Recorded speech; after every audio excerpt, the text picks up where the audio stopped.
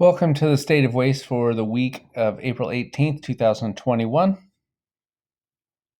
The deadline that is quickly approaching is the end of the legislative session, which is going to be scheduled for the 25th of April. So as long as the legislature gets their budget stuff done, then the legislative session will end. And I hope to provide some updates as far as budget, maybe not next week, but the following week as far as education is concerned. So signed by the governor, House Bill 1085, the Students with Seizures Disorder, that has been signed. And so we will have individualized health plans for students that have seizure disorders. Delivered to the governor, Senate Bill 5184, which is the foster care school contact. I talked about that a little bit in depth last week. And then House Bill 1302, college and the high school, which allows freshmen to participate in college and the high school classes and caps the fee for credits at $65 to be adjusted annually for inflation. But it does provide that cap that colleges can charge for those credits. Signed by both chambers is House Bill 1113. That's the attendance bill. This passed out of the Senate 3613. This bill changes some of the wording. So they talked about this a while back. But this one changes the wording from a truancy board, community truancy board, to a community engagement board. Doesn't change the function of any of it. It just changed it from truancy to engagement. It also adjusts the days for reporting attendance, unexcused absences. So we have the unexcused absences currently at 5. It makes it 7. So the school must report by the 7th absence, between the 7th and the 15th unexcused absence. So it'll be a different structure for the attendance offices and things like that. But we just had to make sure as teachers that we're getting our attendance in so we can track them appropriately. So this bill is really about finding out what's going on. Why are students being absent? And seeing if we can fix it and engaging them prior to following through with the judicial system and filing petitions within the courts.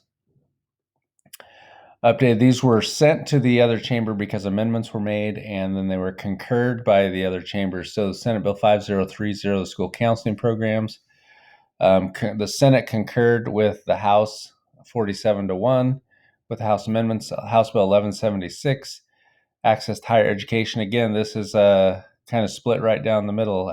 This is the bill that takes away the school's right to withhold grades and transcripts if students owe fines, especially if they destroy school property or any other fines as far as the bill goes. So this does not allow schools to collect that money. There are some things in there the school can do, but really we cannot go and collect it. So that one, the Senate amendments were concurred in the House.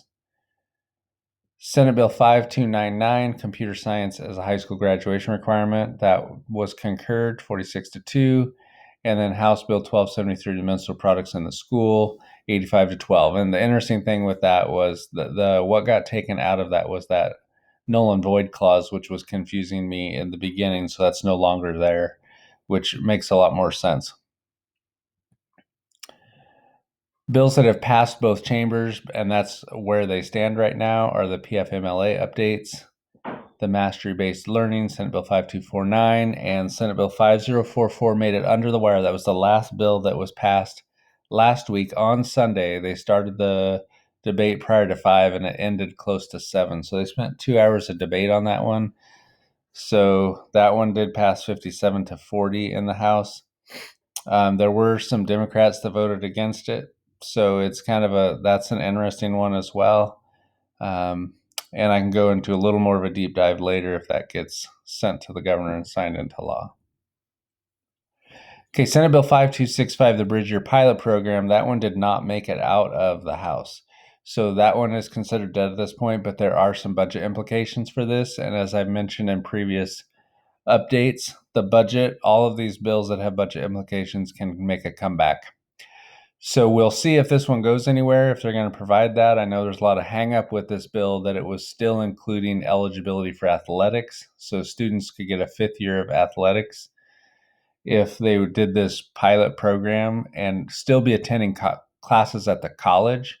So they'd be like a running start student, then coming. But if they've already spent their 4 years, are they taking away something from another student? A lot of debate around whether that was a good thing or not. So at this point, that bill is considered dead since it did not make it out of the House.